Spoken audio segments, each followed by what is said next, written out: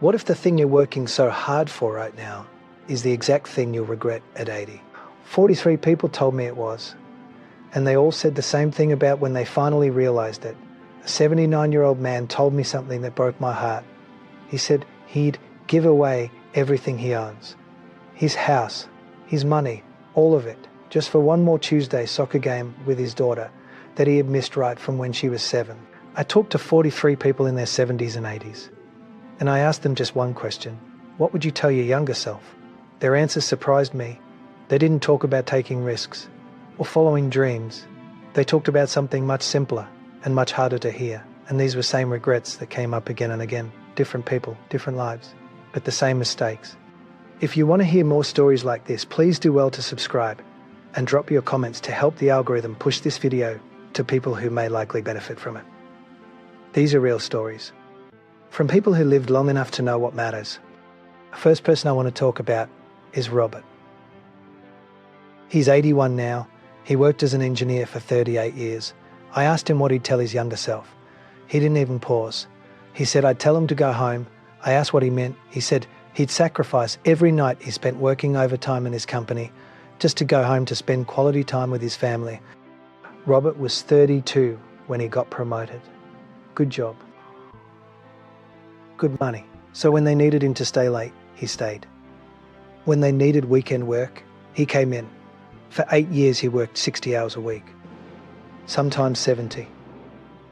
His daughter was born when he was 34. His son at 36. He said, I told myself I was providing for them. I was building a good life for my family. But I missed everything. He missed the first steps his children took. He missed school plays of his kids. His wife taught his daughter to ride a bike. Not him.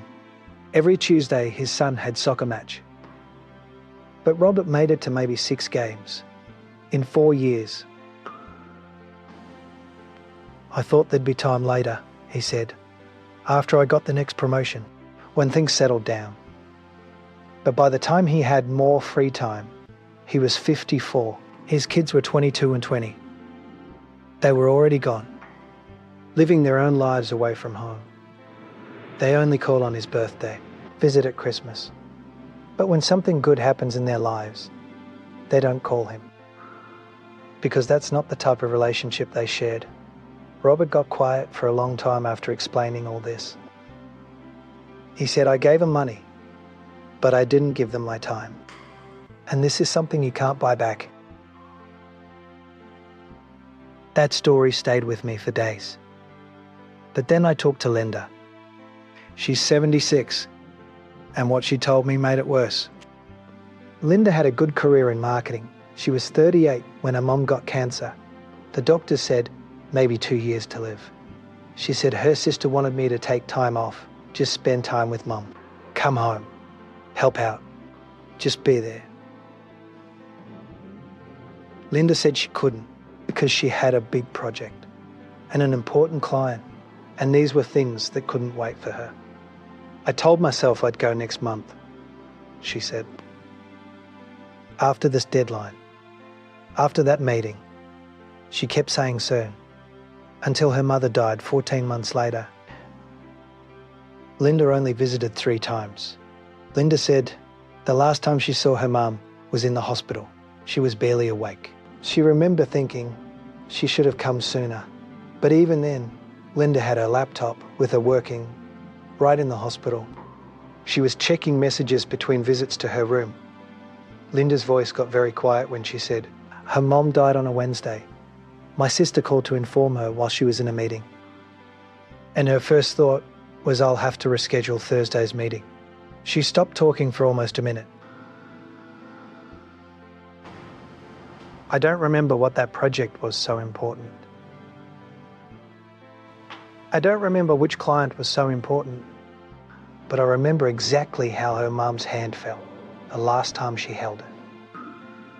Because I barely held it before that. 2 stories from 2 different people, different situations, but the same mistake.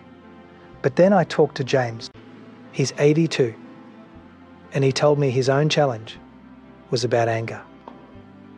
James and his brother had a fight. James was 44. Their father had just died. There was an argument about money. It wasn't really about money, James said. I felt disrespected, like he didn't value my opinion. So I stopped talking to him. His brother called twice that first month. James didn't answer. After that, the call stopped. I told myself he should apologize first. James said. He was wrong. I was right. I'd wait for him to admit it. 5 years went by. Then 10. Then 20. James said there were moments he almost called his brother, and these were during holidays. Birthdays. I'd have the phone in my hand, but then I'd think about the argument, about being right. And I'd put the phone down. James's brother died when they were both 72. He died of heart attack. In his sleep. James said, I found out 3 days later. James' daughter called him. At that point, James realised something, that he had spent 28 years waiting for an apology, and he couldn't even remember what they fought about anymore. He looked right at me and said, he was right. About whatever it was, he was probably right. But at that point of losing his brother, it didn't matter at all anymore. Being right doesn't mean anything when you're 82 and alone. When you can't call your brother, 3 people with 3 different stories, but with 3 different regrets. And when I asked them what they'd tell someone making the same mistake, they all said the same thing. Robert said this, time is the only thing you can't get more of. Your kids don't care how successful you were. They just wanted you there.